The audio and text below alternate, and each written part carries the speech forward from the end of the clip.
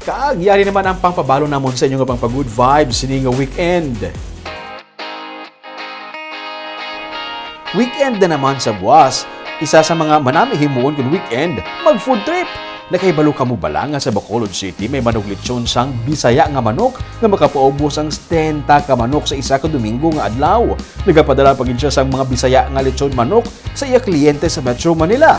Magluwas sa manok, nagaserve man siya sang sinugba nga baboy, bangrus kag matambok nga sisi. Aton initultulon buwas sa tripping ni Ruming at 10 a.m.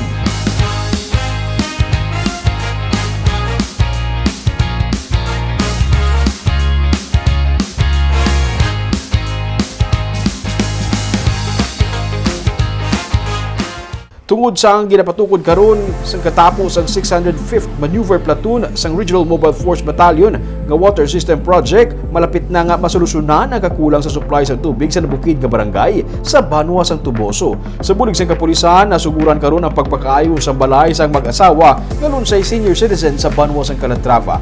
Ini magluwas ang ilagi na patigayon nga mga scholarship programs. Ang istorya sa pagkabaganihan sang aton men in uniform sa sining episode naman sa Baganihan sa Sunday.